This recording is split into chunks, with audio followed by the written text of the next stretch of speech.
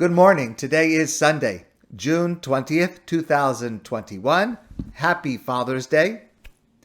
I am endlessly fascinated by the effort to apply sources in classical Jewish law, many of them from 2,000 years ago, to modern emerging problems and challenges. Now, when we do this, we must take care in two realms. The first is in how we learn the sources.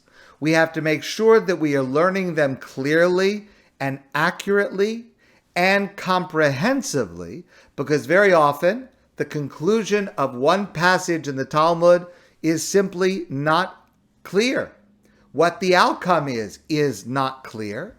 And also, no passage can be taken in isolation, but needs to be considered within the context of other passages. We can't arrive at a conclusion just from one passage. We need to be able to take into consideration all of the passages that impinge on this subject.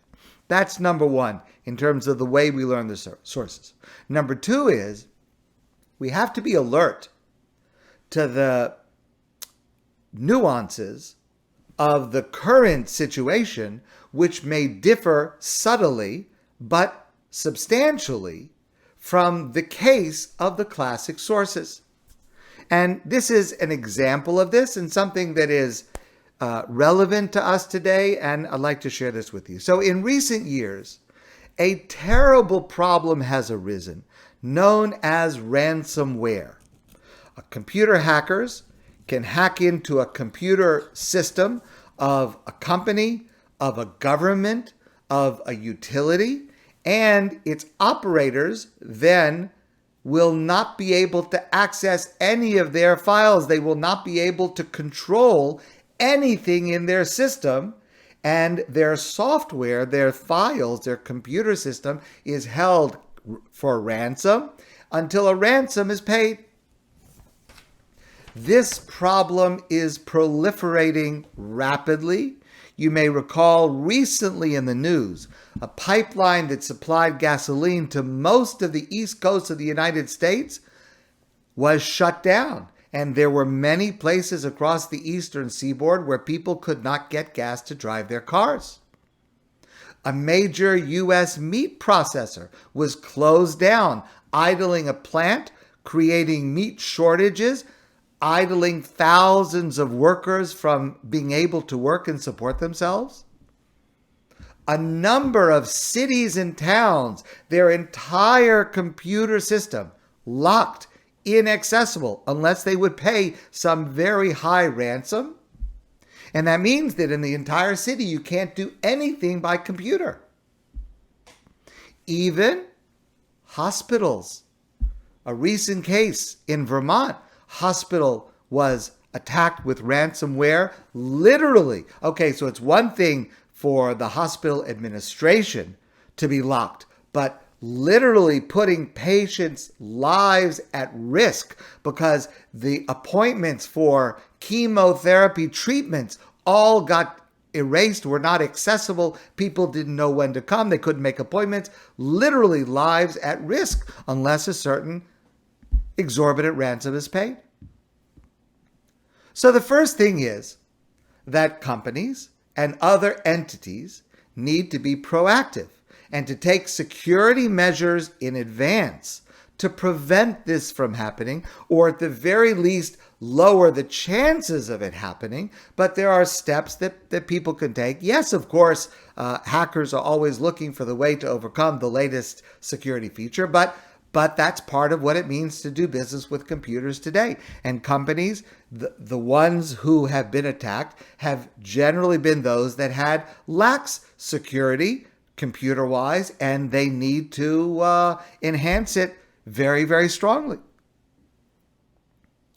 But, of course, there is a great temptation to pay the ransom if the alternative is the complete loss of all computer access and all computer use within a company, a utility, a hospital where lives are at risk. So Jewish law addresses this quite directly. The Mishna says in Masechta Gittin 45a, Mem Hey Amud Aleph, famous Mishnah, Ein podin es hashvuyim yoser al kadei demeim.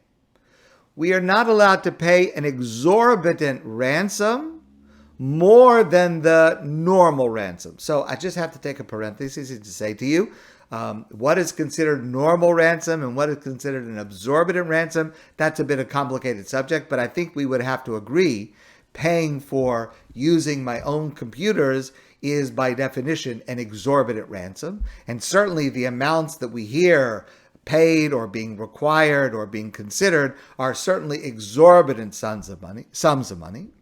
Says the Mishnah, why? Mipnei tikun ha'olam, in order for the benefit of society. What does that mean? For the benefit of society. How does it benefit society? Delo ligruvu v'laisitzvei. It will not create an incentive for more people to take people captive.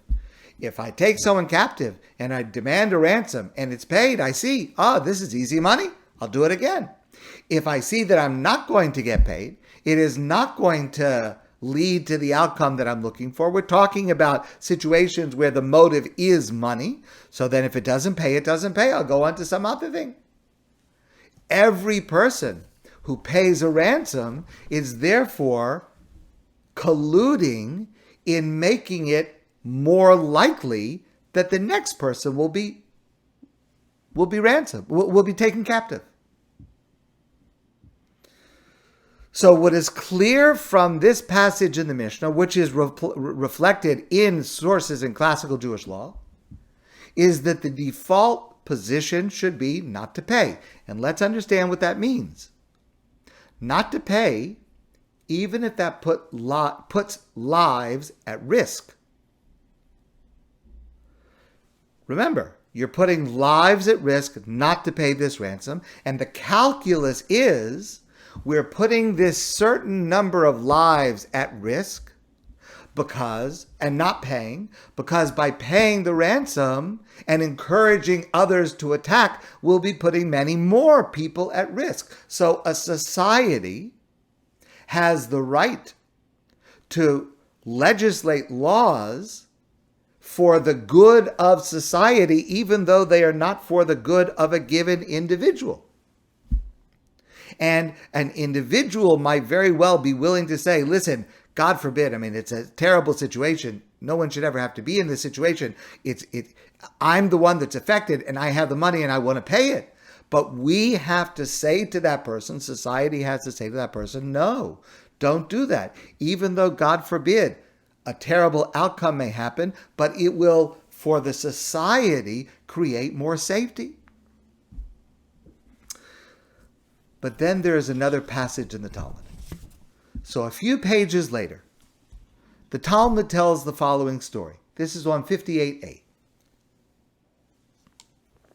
There was a story just after the destruction of the Second Temple when many Jews had been taken slaves in Rome, and many of them were being held there as slaves, and many of them were being held there as captives for ransom. Ma'aseh Rabbi Yeshua ben Chananya, Sheholach l'krak gadol shebaromi. There was a story where Rabbi Yeshua, the son of Hananiah, went to a great city in Rome, and they said to him that there's a young man, and he is a very special young man, and he's being held captive for a ransom. And Rabbi Yeshua went to speak to this young man, and they had an in-depth conversation. And finally, Rabbi Yeshua said about him, Amar, he said, Muvtachani bo shemora Rabbi Yisrael. I am certain that this young man will grow up to be a worldwide Torah leader. And keep in mind, this is during the time after the destruction of the temple, when Torah leadership, when spiritual leadership was in such short supply, that there would be a young man who would be able eventually to assume the ranks of the highest level of leadership, of scholarship and teaching and moral authority. That was a tremendous need of the Jewish people at that time. So he said, I am certain that this boy can become that person.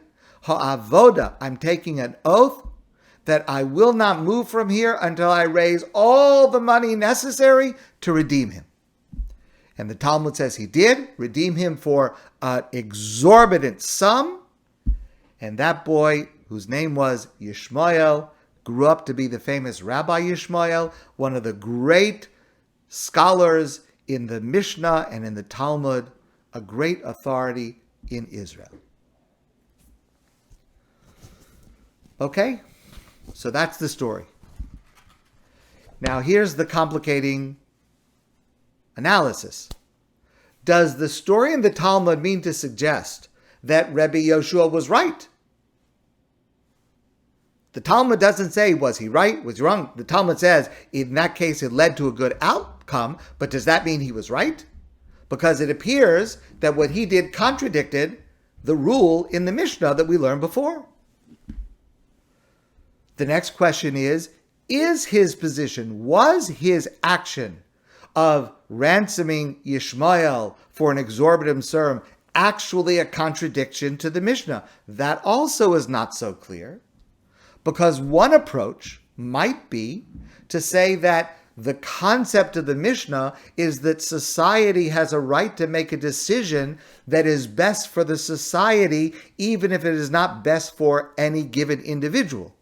Well, if that's the case, maybe Rabbi Yeshua's story is a story that shows when the opposite is also true. If there's one individual who is so needed by the Jewish people, maybe the intent of Rabbi Yeshua is to show us that the same reasoning can be used in the opposite direction, that saving one person might be in the interest and benefit of society, even if it puts others at risk.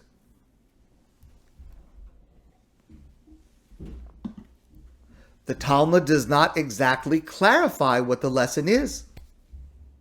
So we have to look at later scholars who will try to interpret for us and codify for us. And the path that I am suggesting to you is one of the paths that many scholars, not all, but many scholars undertake in understanding these two passages. That the default is that we do not pay ransom. The only exception would be where the society has a greater need for what is being held than the future danger of more ransom attacks. So the application to that today would be to prohibit a company from paying ransom unless the need is for the greater benefit of society. So maybe, I'm just hypothesizing here, and maybe it reflects my own personal biases, and we might disagree about how to apply it. Maybe we'd say a meat plant, farfallen, it goes off, it stays off, you're not allowed to pay the ransom. People can live without meat. Hospitals, you got to pay. People's lives are in danger. I'm talking about when it affects patient care, not when it affects just administration. It affects patient care. That's the highest priority. You got to pay. Gasoline, providing gasoline. Okay, I'm a little bit on the fence with this. There could be situations where if a person can't get a hold of gas, it could be an emergency. They won't be able to get somewhere. On the other hand, if it's a shortage in a limited area, maybe it's possible to bring in gasoline from another area. That was actually a problem during this recent problem. So, okay, I'm a little bit unclear about that. But here's the problem. The problem is, it's hard to enforce because a company or an entity that is attacked may not reveal it has been attacked and certainly may not reveal that it paid the ransom. So even if you had such a law, it's unclear what help it would be, because how are you going to make sure? Yes, it's fine for me to say to the head of the Colonial Oil company, pipeline, don't pay the ransom, but they're not necessarily going to listen to my moral stance. In fact, in that case, they did not. But there is an aspect of this that was not foreseen by the Talmud and has become a major part of this problem. And this is a part that can be fixed and should be fixed, in my opinion. And this is the subject of a recent essay in the New York Times last week by Dr. Josephine Wolf. Dr. Wolf is a professor of cybersecurity policy at Tufts University in Boston. And I'd like to present to you that I believe that her thinking that I'm about to share with you is in complete accord with Talmudic law and Talmudic values in how to approach this situation. She says, we talk about the company paying the ransom or the company not paying the ransom, what the law should be, what the law should not be. But there's one aspect of this that's very much overlooked, and that is the role that insurance pays. Because in many cases, when someone pays, or a company or an entity pays the ransom, it is the insurers that are actually paying almost all of the money. For example, Lake City, Florida was attacked with ransomware. The hackers demanded $500,000. The insurance policy that they had covered ransomware attack, paid all $500,000 except for a $10,000 deductible. An even larger Florida city, Riviera Beach, paid ransom of paid an even bigger ransom. $600,000 was paid by the insurance company. $25,000 the city paid as a deductible. But the point is, knowing that insurance will cover ransoms can make it easier for companies to decide to pay because the money is not coming from them, which only fuels further attacks. And let's understand the way insurance works, that more and more insurance companies paying these payments simply makes the cost increase for everyone across the board.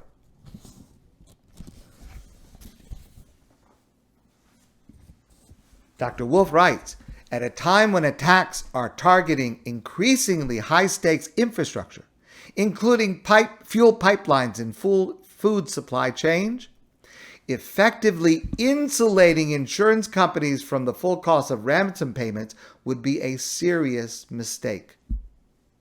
And that is within the purview of government regulation. Government can regulate that insurance companies are not allowed to offer that type of insurance.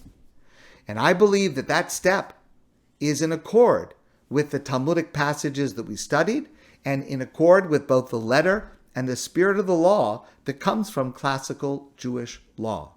I would advocate for that position, even in a situation where maybe a ransom is going to be paid because of the need that is of a greater need to society than the threat of more frequent attacks in the future. But having someone else pay it so it reduces the hurt and makes it easier to do, that definitely adds more risk to the future and should be disallowed.